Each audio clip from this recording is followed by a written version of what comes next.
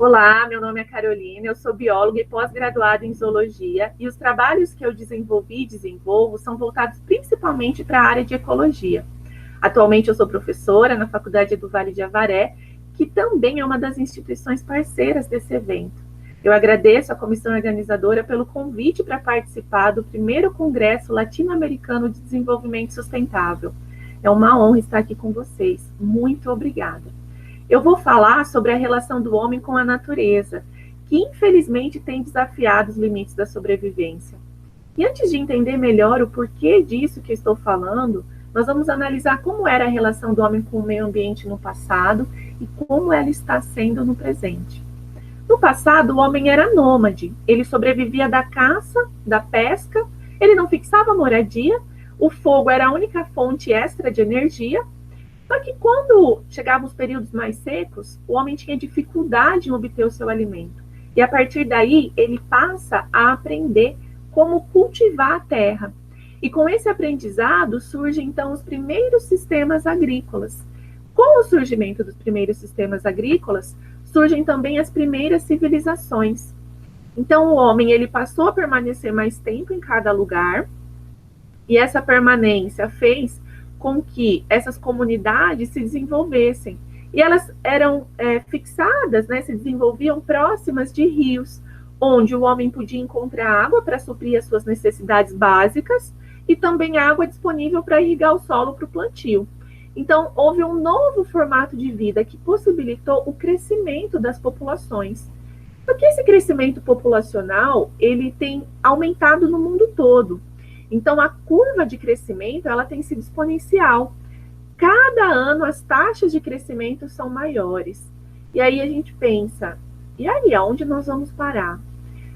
Uma série de eventos aconteceram para que esse aumento populacional acontecesse. A Revolução Industrial, a melhoria na qualidade de vida, na oferta de alimentos, a descoberta do primeiro antibiótico, de uma série de outros medicamentos, o avanço da pesquisa, da ciência, fez com que as taxas de natalidade e de sobrevivência, elas aumentassem. E a expectativa de vida, ela tem crescido ano após ano também. Por outro lado, o que nós observamos é um aspecto negativo desse crescimento populacional devido às práticas ambientalmente insustentáveis. Então, o homem, ele modifica o ambiente, ele consome energia, consome recursos naturais. Então, desmatamento, poluição dos ecossistemas aquáticos, poluição atmosférica, poluição por resíduos sólidos, tráfico de animais silvestres, enfim, uma série de problemas que fazem com que esse patrimônio natural, ele acaba sendo explorado de uma maneira predatória. E isso resulta em extinção de espécies, em esgotamento dos recursos naturais e no surgimento de pandemias, como é que a gente está enfrentando agora. Então, aqui, entendendo um pouco a questão da extinção de espécies, esse é um dado extraído do Livro Vermelho da Fauna Brasileira Ameaçada de Extinção, então falando a nível de Brasil apenas, mas no mundo todo não difere. As espécies ameaçadas de extinção, elas tem aumentado ano após ano, então a gente observa esse crescimento exponencial também. E quando nós vamos observar entre os grupos de espécies quais estão sendo mais ameaçadas em relação à fauna, nós vemos que mamíferos, aves, répteis, anfíbios, peixes, invertebrados, todos são afetados. Mas o que chama atenção aqui são os peixes, que têm aumentado bastante a lista, né, de espécies ameaçadas de extinção. Por que isso acontece? Uma série de fatores contribuem para isso. Mas, hoje, eu vou focar apenas em alguns aspectos que eu considero que são os mais relevantes. Nós vivemos na era do plástico, né, a era do plasticídio. Então, muitos estudos, muitas pesquisas, uma série de reportagens apontam para a enorme quantidade de plástico que chega para os oceanos todo ano, em todos os oceanos. Aqui, essa notícia fala de 8 milhões, mas é um número médio.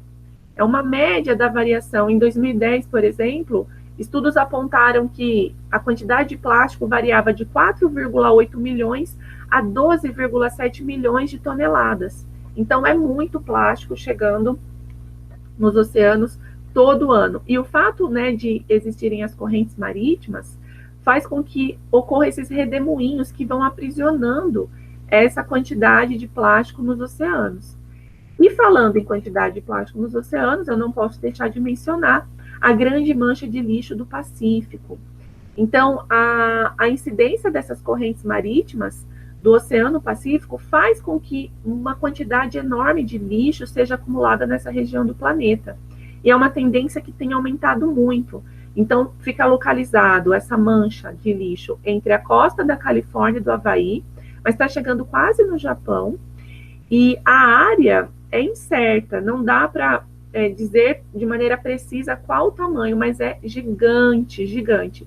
Essa área não é visível por imagem de satélite, então só dá para chegar por embarcação, mas estudos apontam que ela chega a ser cerca de mais de 2 vezes o território da França. Então aí a gente já tem uma ideia, né, do quanto que essa mancha de lixo é grande. E o que é observado nessa mancha de lixo é uma sopa de pedaços de plástico. Às vezes a gente imagina que seja uma ilha, como se desse para caminhar, né, sobre ela, mas não. É uma sopa de plástico mesmo, de pedaços de plástico, de microplástico. E aí a gente fala de plástico no ambiente marinho, mas e no ambiente de água doce? Temos plástico no ambiente de água doce? Também temos, né? E muito plástico, por sinal. Eu tive a oportunidade de participar de uma pesquisa recente com pesquisadores de diversas instituições, nacionais e internacionais, em que o nosso foco era fazer uma revisão da literatura sobre o registro de plástico por indivíduos da biodiversidade de água doce. E aí nós observamos que ao redor do mundo todo, ao redor do planeta, 206 espécies no total ingeriram plástico. E entre esses registros, crustáceos, anelídeos, moluscos, peixes, anfíbios, aves, mamíferos, nós observamos que os peixes se destacam. E pode ser que esse destaque para os peixes também seja em função do fato que muitos estudos, eles focam nos peixes. É a comunidade que tem sido mais estudada. E esses relatos de ingestão de plástico, eles têm crescido muito. Então, é difícil dizer se parou nessas 206 espécies, porque os estudos eles têm sido progressivos, e cada estudo que é realizado, novas descobertas, elas também aparecem com a ingestão de plástico por uma série de grupos de animais. Então, os peixes acabam liderando. Então, aqui são alguns exemplos, né, de notícias e pesquisas realizadas com peixes. Então, aqui foi uma garrafa encontrada dentro do estômago de um peixe, que é ameaçado de extinção, inclusive. Essa outra fala sobre uma pesquisa que foi realizada com peixes na Amazônia, e 98% deles tinham ingerido fragmentos de plástico também. A questão do plástico nos ambientes aquáticos de água doce, né, ela também preocupa. Então, alguns estudos já têm voltado o olhar para esse tipo de problema, e aqui, em 2017, foi levantado que os 20 rios poluentes previstos por um modelo aqui que o cientista realizou. Então, desses 20 rios, o Amazonas, ele é um que ocupa aí uma posição de destaque, né, cujo a sua extensão passa pelo nosso país, Peru, Colômbia, Equador. E no Brasil, né, só no Rio Amazonas, no Brasil, 182.085 toneladas de plástico por ano chegam até esse ambiente. Então, é uma quantidade absurda e assustadora, né? E sem contar outros estudos que são realizados, então, de primeiro registro de ingestão de plástico, aqui para uma espécie de peixe que é muito consumida. Então, há uma incidência de plástico muito grande no estômago desses animais, então esse estudo apontou isso. E se a gente parar para analisar o caminho que o plástico faz, né, ele sai das nossas casas, vai para a água do rio ou do mar e volta para a nossa mesa. E qual é o efeito dessa contaminação para as populações humanas? Não se sabe ainda.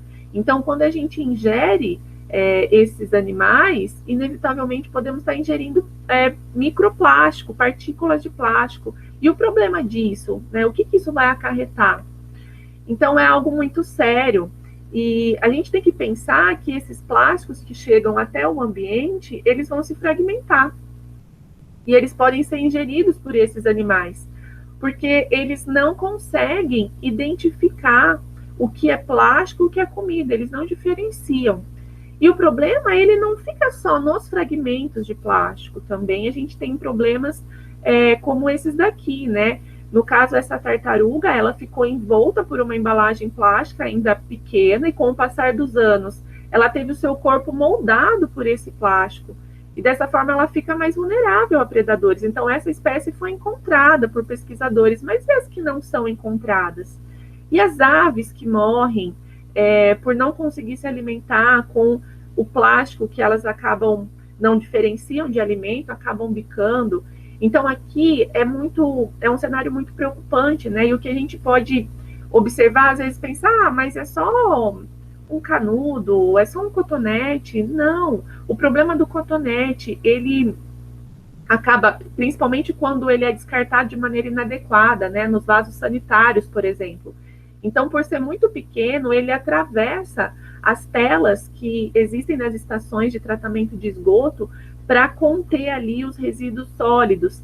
E aí ele atravessa essas telas e ele vai chegar nos rios, e dos rios ele vai chegar nos oceanos, e aí vai contribuir para aumentar ainda mais aquelas manchas de lixo gigantescas que os oceanos apresentam. Então, é preciso repensar muito, né, os nossos hábitos, as nossas atitudes. O consumo de plástico em descartáveis, então, é necessário consumir tanta garrafa plástica? Então, aqui também várias notícias baseadas em artigos científicos que mostram, né, a quantidade de plástico que é produzido aqui, só falando em garrafa de bebida. Então, é literalmente um mar de plástico mesmo. 1 milhão de garrafas são compradas por minuto. E desse total de garrafas que são compradas, uma porcentagem muito pequena, 50% só são coletadas para reciclagem. E as que são coletadas, só 7% são transformadas em novas garrafas. E aí, para onde vai todo esse plástico? A questão do plástico, ela também, às vezes a gente associa só a interação com a fauna, mas tem registros já de pesquisas que mostram que o plástico, esses microplásticos, eles acabam também prejudicando a atividade fotossintética de algas. Então, imagine o tamanho do problema. As algas, né, como produtoras, então sustentam todo um ecossistema, há uma diminuição na produção fotossintética em contato com o microplástico. E aí, o que esse plástico, onde nós vamos parar, né, com tanto plástico? Aí, estudos também mostram, né, quanto plástico está espalhado pelo nosso planeta. Então, a quantidade é absurda e se nada for feito, né, existe estudos que fazem simulações que nós entramos nessa era do plástico e se nada for, se a gente não mudar os padrões, não mudar as atitudes, estima-se que até 2050 nós tenhamos mais plástico do que peixes em termos de peso.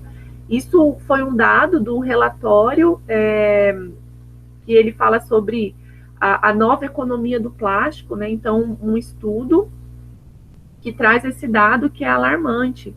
Então, de todo o plástico que já foi produzido, então estima-se que 8,3 bilhões de toneladas já foram produzidas e que desse total, né, desse total das 8,3, 6,3 só foram geradas, certo? E até 2005, dessas 6,3 bilhões de toneladas de resíduos que foram geradas, só 9% foram reciclados, 12% incinerados e 79% acumulados no ambiente. Acumulados em aterros sanitários, acumulados na natureza. Então, a gente precisa mudar urgentemente a forma como esses resíduos eles estão sendo administrados, a forma como esses resíduos eles estão sendo processados, porque senão a gente vai ter um acúmulo de 12 bilhões de toneladas até 2050. Mas é só o plástico que contribui para a extinção das espécies de peixes? Não, não é só o plástico. Nós temos o problema da pesca predatória ou também sobrepesca. E um dos grupos de peixes que é mais atingido por essa pesca predatória são os peixes cartilaginosos, os tubarões. Outros também são, né? Os peixes ósseos também são, mas os peixes cartilaginosos, eles acabam sendo mais impactados pelo fato deles demorarem muito para alcançar a maturidade sexual, então eles demoram para se reproduzir. Algumas espécies chegam a demorar até 35 anos. E aí o que acontece? Essa pesca predatória, ela não dá tempo dessas populações de peixes, de tubarões, se regenerarem. E o que ocorre é muito complicado, assim, porque essa pesca, ela é uma economia, né, que gira em função da barbatana do tubarão. Então, eles cortam as nadadeiras do tubarão, e muitas vezes é muito cruel o que acontece, que eles até jogam o animal ainda vivo, devolvem ele, né, para o oceano ainda vivo. Então, no barco mesmo, lá já cortam as nadadeiras, porque a barbatana do tubarão, ela é um costume, principalmente nos países asiáticos. O consumo dessa barbatana é um costume, porque eles fazem uma sopa. E isso é mais como um símbolo de status, né? Então, é uma prática muito insustentável que, infelizmente, tem dizimado as espécies de tubarões ao redor do mundo todo. E a questão do consumo da carne, né? Muitas vezes a gente come e nem sabe o que está comendo. Então, o tubarão. Ah, você come carne de tubarão? Não, eu como carne de cação. Mas espera aí, tubarão e cação são a mesma coisa. Então, essa pesca predatória também para o consumo de carne de tubarão é um problema, né? Então, se você come carne de cação achando que você não está comendo carne de tubarão, está enganado. E aí, o problema desse consumo e dessa pesca predatória, além da extinção das espécies, remete no equilíbrio do ecossistema. Porque os tubarões, eles são predadores, então eles controlam outras populações que estão abaixo deles na cadeia alimentar. E se esses tubarões desaparecerem do ambiente, o que vai acontecer? As populações que estão abaixo deles na cadeia alimentar, ou seja, as suas presas, elas vão aumentar. E se elas aumentarem, elas podem predar outras populações de outras espécies que estão abaixo, e isso provocar um desequilíbrio gigantesco no ecossistema e comprometer toda a biodiversidade. Então, a questão não para ali na extinção da espécie do tubarão, mas no desequilíbrio, que já é o bastante, né? Mas no desequilíbrio de todo um ecossistema. Então, a pesca predatória é um problema gigante. E muitos estudos, muitos pesquisadores até dizem que ela impacta até mais, ela influencia no esgotamento da diversidade das espécies, mais até que a própria poluição. E além da pesca predatória, existe também uma forma de pesca, de obter esses animais, que é a pesca de arrasto. A pesca de arrasto é uma prática que é muito insustentável, que também é realizada, né, nessa pesca predatória. Porque o que acontece? Quando o pescador ele arrasta ao fundo dos oceanos com uma rede, acaba vindo muita coisa, até o que não é de interesse da indústria pesqueira. Então, nem tudo que cair nessa rede vai ser aproveitado. E aí, o que vai acontecer com esses animais que acidentalmente vão acompanhar essa fauna de peixes? Eles vão ser descartados.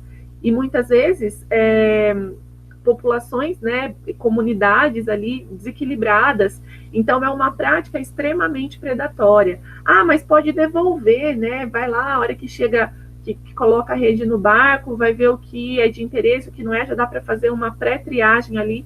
Não tem como, porque muitas dessas espécies morrem, porque esses barcos, eles ficam arrastando por horas. por horas o fundo. E aí as espécies não sobrevivem. Então é um problema gigante.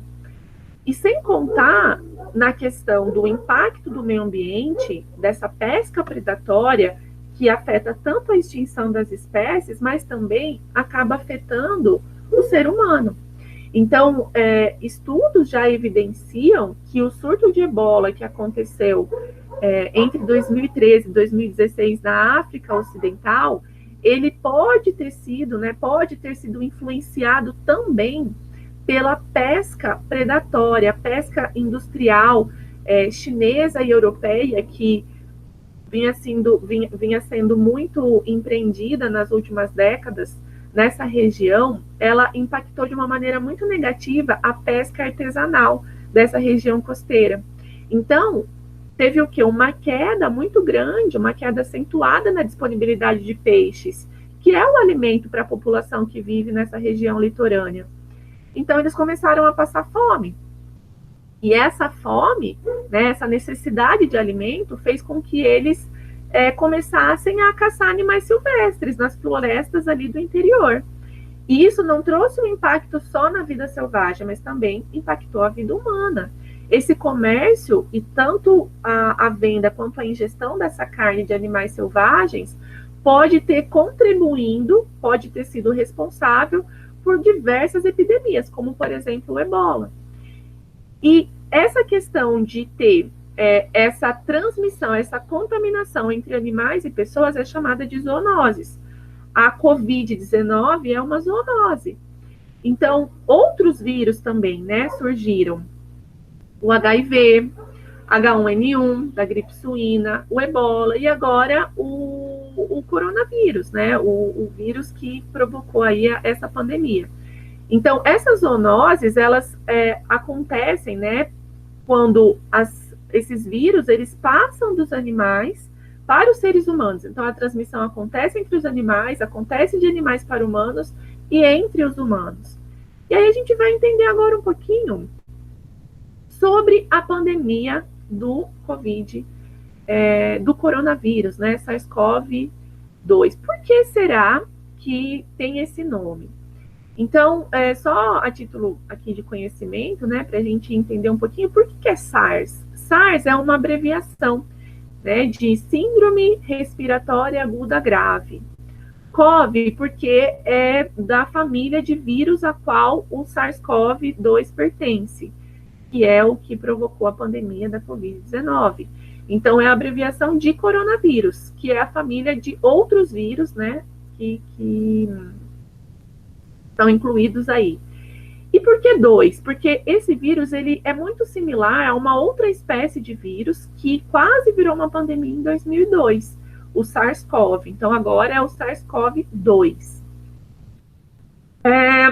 A Organização Mundial da Saúde publicou recentemente um relatório onde eles queriam identificar e foram estudar como que surgiu o coronavírus, como surgiu o SARS-CoV-2. Então, esse relatório ele foi publicado agora, recentemente, e eles trazem 4 possíveis explicações para o surgimento da pandemia. Então, todos sabem, né, que começou em Wuhan, na China, e esse contato ele pode ter sido direto do animal para o ser humano, ou pode ter tido um animal intermediário entre o animal infectado e o homem, ou o homem ele pode ter sido infectado por ingestão de alimentos contaminados, ou contato aonde esse alimento estava, no recipiente, em alguma coisa desse sentido. E acidente de laboratório foi uma hipótese improvável. Então, eles consideram extremamente improvável que tenha acontecido algum acidente e aí esse vírus tenha sido disseminado da maneira como foi. Aqui é só um exemplo, né, ilustrando isso que eu falei, então, dessa origem misteriosa do vírus que foi responsável pela pandemia, né, da Covid-19. Então, o que a gente sabe até o momento é que esse novo coronavírus é muito parecido com vírus encontrados em morcegos. Então, os morcegos, eles são considerados uma reserva natural para esses vírus. E talvez isso reforce a necessidade, a ideia, né, que necessariamente tenha começado com o morcego. Então, acredita-se que ocorra aí que tenha um parentesco, né, entre o SARS-CoV-2 com a existência desses outros vírus que são encontrados em morcegos. Então, se não tem uma comprovação de 100% de certeza, tudo é uma hipótese, né?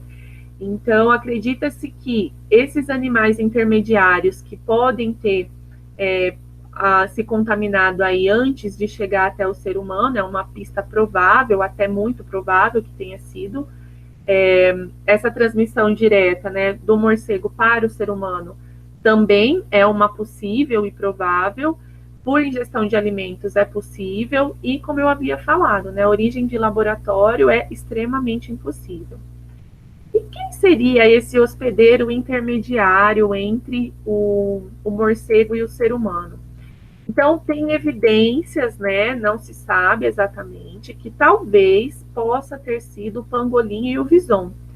O pangolim, ele é considerado, né, um animal que tem escamas que são muito poderosas na medicina tradicional chinesa, porque elas podem, existe uma crença, né, que elas podem auxiliar no tratamento de artrite, de úlcera, de tumor, mas nunca foi comprovado cientificamente. Então, é um animal que acaba sendo muito traficado, muito visado por conta das escamas, né, que acredita-se que na medicina isso tem algum efeito positivo.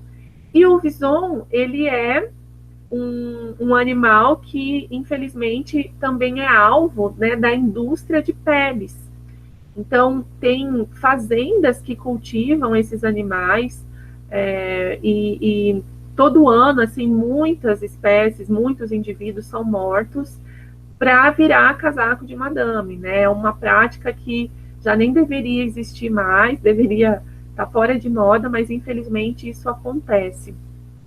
E ainda em relação a esse relatório da organização da OMS, o que se sabe é que não tem nada, nenhuma evidência, né, de 100% de certeza que o surgimento, o epicentro da pandemia tenha sido no mercado de Huanan, onde tem a venda, né, de muitos animais silvestres e uma série de possibilidades aí de contato do homem com o coronavírus. Pode ser que a pandemia, né, pode ser que o início de tudo aí tenha sido nas fazendas de vida selvagem. Então, não dá para afirmar com certeza da onde veio, se foi do mercado, se foi das fazendas, se foi de algum animal, de algum alimento que já chegou contaminado ali. Então, ainda não se sabe. E pensando ainda em relação aos impactos ambientais e no problema das pandemias, esse estudo aqui ele é bem interessante porque ele mostra, apesar de ter sido publicado em 2017, o que ele mostra é muito interessante. Então, é recente, né, um estudo recente, que ele mostra pontos de acesso globais e correlatos de doenças zoonóticas emergentes. E o que assusta é o seguinte: quando a gente observa esse gráfico, nós vemos que as regiões amarelas são áreas que têm uma elevada probabilidade para o surgimento dessas zoonoses, né? Quanto mais alta for essa probabilidade, mais amarelado. Então, olha o Brasil como tá. O Brasil tem uma probabilidade super elevada.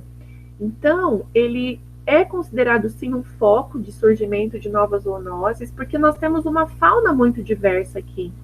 Então, essa fauna muito diversa, associada ao elevado desmatamento que acontece no nosso país, infelizmente, né, faz com que os seres humanos eles estejam muito próximos dos sistemas naturais e tenham esse contato muito próximo com essa fauna. E a gente não sabe. Da mesma maneira que é um país mega diverso de plantas, de animais, pode ser de micro-organismos. A Amazônia, em especial, ela é riquíssima, né, em diversidade de mamíferos, principalmente morcegos. Então, a gente já viu que os morcegos, eles são reservatórios naturais do coronavírus. E eles podem estar envolvidos, sim, no surgimento de outros vírus que a gente nem sabe ainda que podem ser mortais. Então, aqui, o nosso cenário é de muitos hospedeiros animais, né, porque a gente tem uma diversidade elevada, e o intenso desmatamento, o intenso impacto ambiental eleva, sim, o risco de doenças emergentes. Então, o Brasil ele tem um papel crucial na prevenção de novas pandemias, porque a gente precisa preservar. Então, é unânime entre os cientistas, uma série de estudos já foram realizados dizendo o seguinte: o combate de novas epidemias exige a proteção do meio ambiente.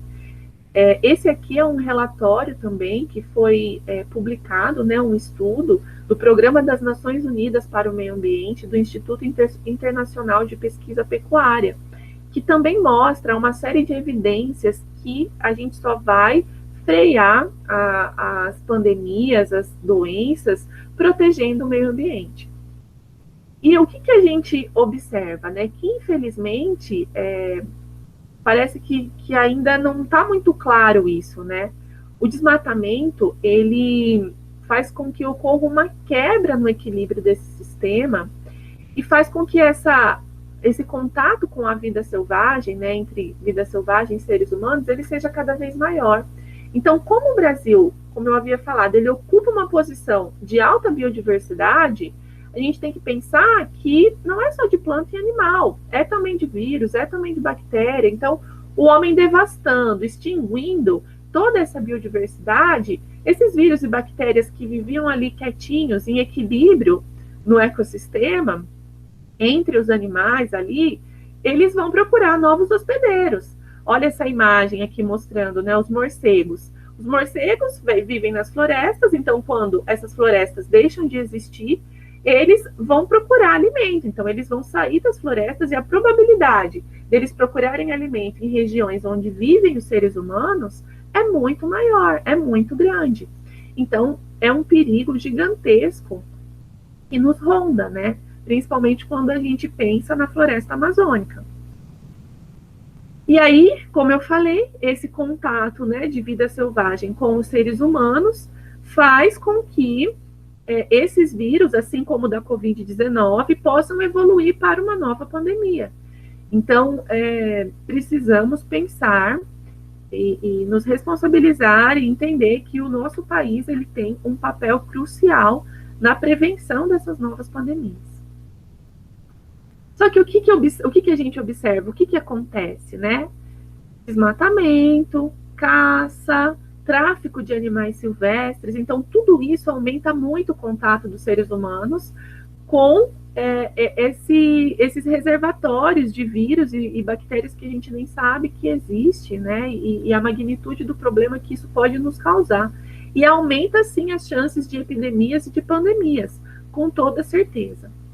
Muitos estudos também apontam a maneira, como eu havia falado, né, de frear essas doenças protegendo o meio ambiente. E aí, esse aqui é um dado interessante que mostra que se fosse realizado um plano de monitoramento e policiamento, tanto do comércio de animais selvagens, quanto do desmatamento, né, para impedir o desmatamento, financiar ações de biossegurança, de vigilância sanitária, tudo isso custaria muito menos do que já foi investido com a pandemia da Covid-19. Então, gastos trilionários em perdas de vida e também da economia, né, da atual pandemia, isso pode chegar até 20 trilhões. E hoje, né, esses estudos apontam que se fossem gastos de 22 bilhões a 31 bilhões por ano, por uma década seria o suficiente para prevenir futuras pandemias. Então, assim, é nítida essa relação. Se tiver desmatamento, vai ter pandemia nas populações próximas logo depois. Isso vários estudos já mostraram. Então, a gente tem que pensar que esse custo de prevenção é muito pequeno, né, comparado às perdas e o investimento que pode ser, que está sendo realizado depois. a gente pensa na pandemia e a gente pensa no nosso planeta, nós entendemos uma relação que existe aí de resiliência ambiental. O que é a resiliência? A resiliência é a capacidade de restauração de um sistema. Esse pesquisador, ele tinha uma hipótese que ele tem uma hipótese, né, que foi uma hipótese muito discutida, uma hipótese levantada, que é a hipótese da Terra viva, ou a hipótese de Gaia. Então, o que essa hipótese diz? Que a Terra é um sistema único. É um sistema que componentes físicos, componentes químicos, componentes biológicos e componentes humanos estão interrelacionados, são interdependentes. Então, de acordo com essa visão da Terra viva, todos os seres vivos, o ambiente físico e químico, ele se autorregula, ele vive em equilíbrio. Porém, o que acontece? Os impactos antrópicos quebram essa homeostase, quebram esse equilíbrio e faz com que essa relação não seja mais estável. Então, todas as ações do homem, sejam elas boas ou sejam elas ruins, elas vão trazer consequências diretas nesse sistema da Terra, porque nós somos um sistema único, está tudo interligado. Toda ação gera uma reação e tudo que nós fazemos, nós impactamos. Infelizmente, esse impacto está acontecendo de uma maneira negativa. E aí, quando houve a pandemia, o que nós observamos? Que quando o homem deu uma freada, né, que o mundo parou, essa resiliência ambiental, essa capacidade de autorregulação do nosso planeta, ela começou a ficar muito evidente. Então, há uma série de exemplos que mostram isso, né? E eu vou comentar aqui um aspecto que foi observado que vai contribuir para esse reequilíbrio. Então, lembra quando nós falamos sobre a extinção de espécies e que os peixes, eles se destacam entre os grupos, né, com o maior número de espécies ameaçadas de extinção? Aqui é um relatório que foi publicado pela FAO, que fala do impacto da Covid-19 nos sistemas alimentares da pesca e da aquicultura. Então, nesse relatório foi observado que com a pandemia houve uma queda muito grande, né, nesse mercado da pesca e da aquicultura, porque houve uma diminuição na oferta e demanda no setor. Então, muitos restaurantes, muitos hotéis foram fechados. Então, com o fechamento desses estabelecimentos, a procura, né, a demanda também foi diminuindo. E aí, além disso, além dessa quebra aí na cadeia de abastecimento, né, nessa interrupção, muitos gastos também dos consumidores foram restringidos, vários bloqueios, sem contar na preferência do consumidor. Então, hoje, a maioria das pessoas prefere consumir produtos embalados, não querem mais alimentos frescos, justamente por esse cuidado, né, por esse medo, esse receio de contaminação por alimento. Então, essas medidas de contenção, elas fizeram com que houvesse uma diminuição nessa indústria pesqueira, e essas medidas de contenção, elas podem sim trazer mudanças a longo prazo, né? Pode ser que elas persistam aí por muito tempo e que seja esse o fôlego que esses animais precisam para reestabelecer as populações, para que ocorra esse reequilíbrio, né? Já que a Terra é um sistema vivo e que a gente tem essa hipótese de Gaia que é linda, né? Que mostra a capacidade de autorregulação, a capacidade resiliente do nosso planeta. Sem contar outras situações, outros exemplos, né? Ficou muitas notícias, muitos estudos também foram realizados, mostrando o quanto que é evidente a desaceleração da economia na recuperação do meio ambiente. Então, trouxe sim uma série de consequências ambientais positivas. Então, aqui, por exemplo, essa imagem mostra em Veneza, né, quando a pandemia começou a acontecer, então houve uma redução no número de visitantes, no número de barcos circulando pela área, E quando isso aconteceu, a coloração da água desse local, ela passou a ficar mais clara, né, um azul mais claro. E, além disso, a fauna marinha também foi observado, que não acontecia anteriormente nessa região. Então, é mais uma evidência dessa capacidade de resiliência ambiental, de autorregulação e de se equilibrar novamente. Aqui é um estudo que mostra também o quanto que a pandemia da Covid-19 impactou na qualidade do ar em São Paulo. Então, aqui a gente está falando de São Paulo, mas isso foi observado no mundo inteiro. Então, eles fizeram um estudo, né, comparando a qualidade do ar em fevereiro de 2019 e fevereiro de 2020, em março de 2019 e março de 2020, então nesse mesmo período, e eles observaram uma mudança gigantesca.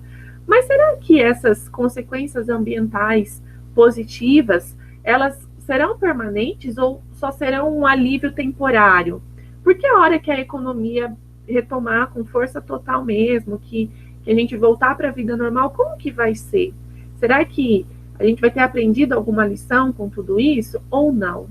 Então, aqui, várias evidências mostram, né, que há uma tendência, estudos, né, foram realizados para que essa recuperação econômica pós-pandemia, ela seja baseada, sim, em políticas de estímulo verdes. Então, eles falam de uma reforma verde, né, um movimento a favor da recuperação pós-coronavírus da economia, que reforce, que enfatize um modelo socioeconômico que seja mais sustentável.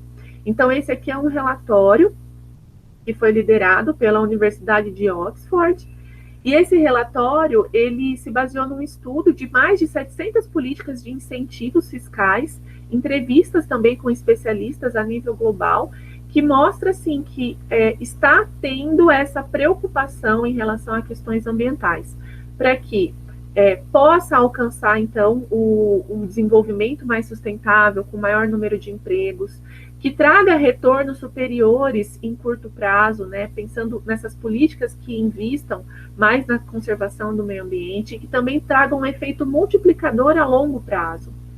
Então, várias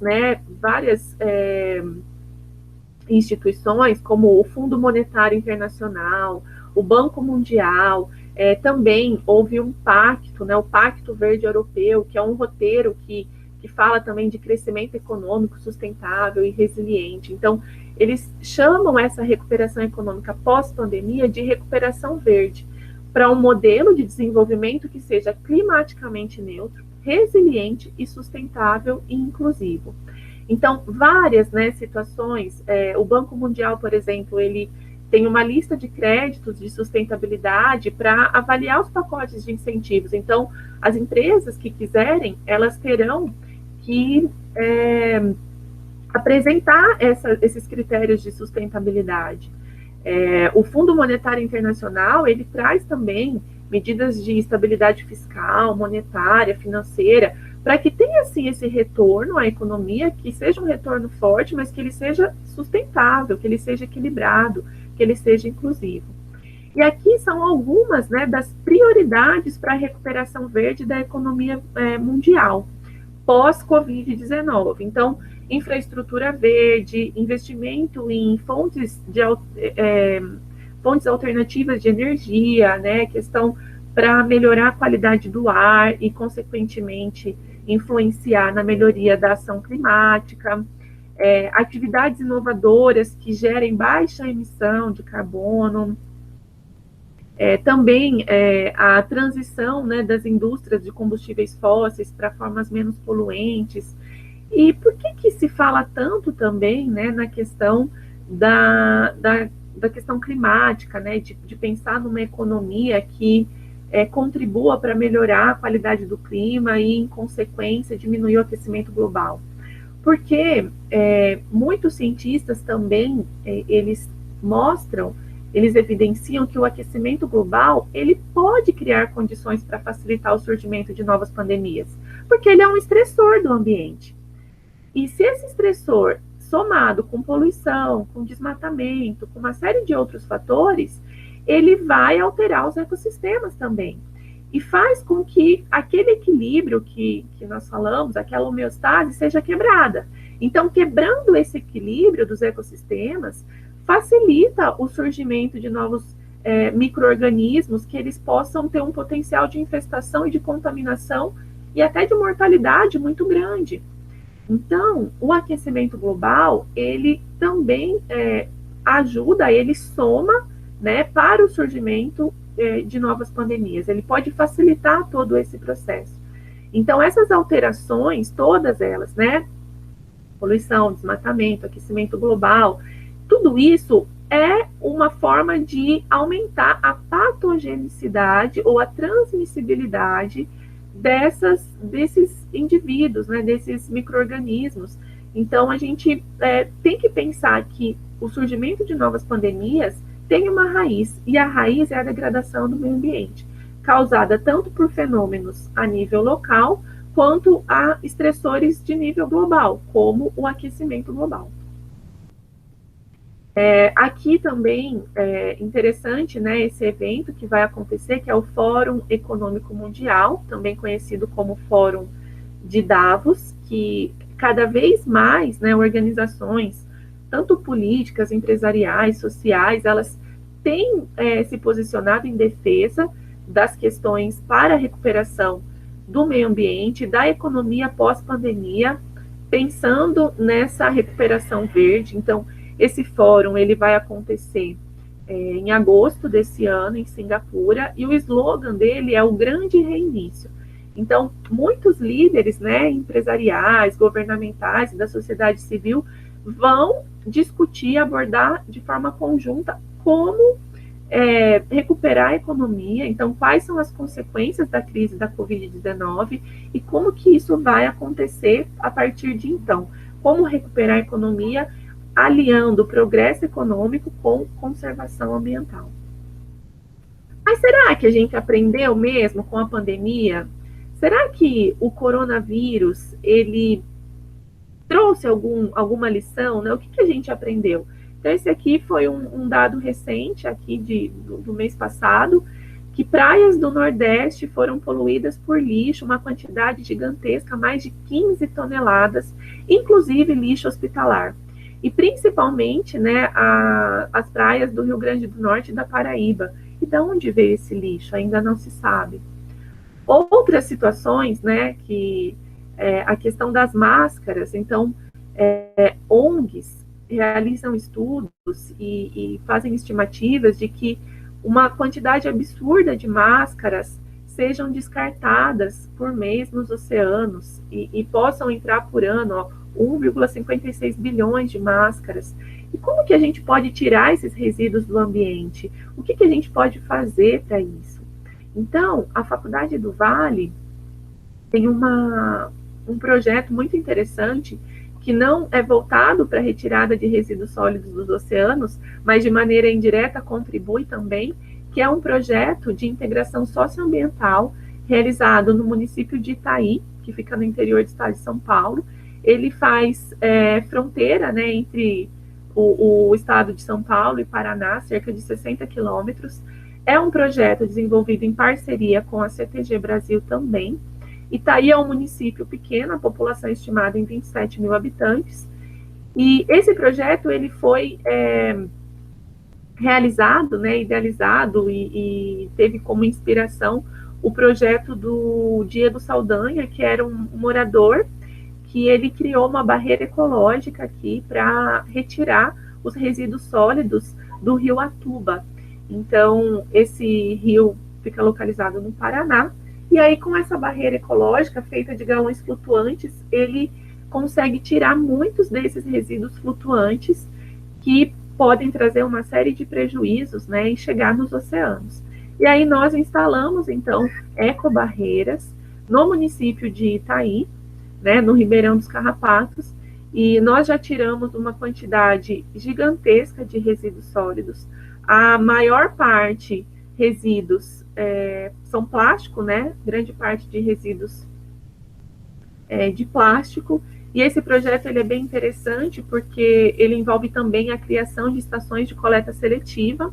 Então, a gente vai implantar estações de coleta seletiva na cidade e todo o resíduo que for retirado das ecobarreiras e das estações de coleta seletiva, eles serão destinados para a cooperativa de catadores de recicláveis do município. Então, é um projeto que atende ao tripé do desenvolvimento sustentável, né?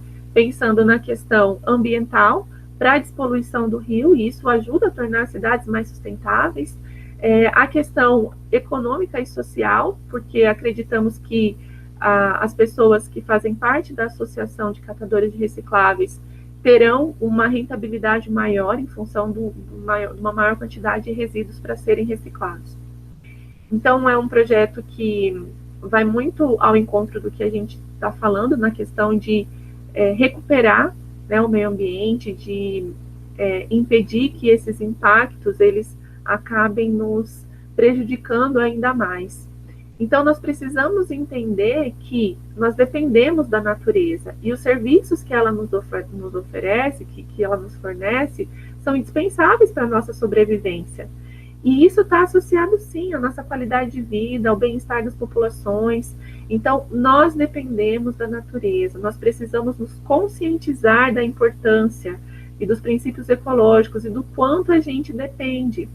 Então, a crise ecológica e a pandemia do coronavírus deve fazer a gente repensar em muitas coisas, né? Então, a gente precisa perceber que o homem não ocupa lá a posição de topo, não, ele é dependente. Então, a gente precisa pensar no que a gente pode fazer para melhorar a qualidade desse meio ambiente, o que a gente pode fazer para mudar essa realidade que, infelizmente, é tão comum nos dias de hoje. E as cidades, né, nós entendemos ela como um ecossistema, então a gente não deve pensar na cidade como um sistema isolado. Então, pensar nas cidades como locais em que nós podemos sim aliar progresso econômico com conservação do meio ambiente. A cidade é um ecossistema por quê? Um ecossistema nada mais é do que um conjunto, né, de espécies que estão ali interagindo de forma integrada entre si, entre as variáveis físicas e químicas do ambiente. Nas cidades não é diferente, tudo está interrelacionado, tudo é interdependente. Só que, infelizmente, muitas cidades têm um metabolismo linear, ou seja, o consumo e a poluição são muito elevados, porque é uma demanda muito grande por recursos naturais, o consumo desenfreado, um consumo predatório, e aí a saída vai ser gigante de poluição, de resíduo. Agora, se a gente pensar nas cidades como um metabolismo circular, para minimizar a entrada de energia e para maximizar a reciclagem, o reaproveitamento dessa energia, com certeza nós vamos ter muito mais sucesso. Então, a gente precisa pensar em maneiras, em formas de entender que sim, nós fazemos parte de um sistema, estamos aqui interligados, nós interagimos, e não dá para imaginar a vida, né, separando indivíduos da sociedade e da natureza. Então, todos os seres são conectados e interdependentes nessa teia da vida. Então, eu termino a minha fala com um trecho aqui do Edgar Morin que diz: a natureza vencida é a autodestruição do homem. Esse é o meu contato, eu fico à disposição para quem quiser conversar, quiser tirar alguma dúvida. E aqui as referências bibliográficas que eu utilizei para preparar essa apresentação. E, novamente, eu quero agradecer a oportunidade de participar de um evento como esse, tão importante e necessário, principalmente diante desse cenário atual que nós nos encontramos, infelizmente, né? Essa era a mensagem que eu queria passar para vocês, mostrando o quanto nós somos responsáveis pela realidade que nos cerca. E hoje a gente sofre com a pandemia, é muito triste, mas nós sabemos a causa disso tudo, né? E que a gente deve fazer a nossa parte, mesmo que isso pareça só uma gotinha no oceano, mas com certeza vai fazer toda a diferença. Então, mais uma vez, muito obrigada e até mais.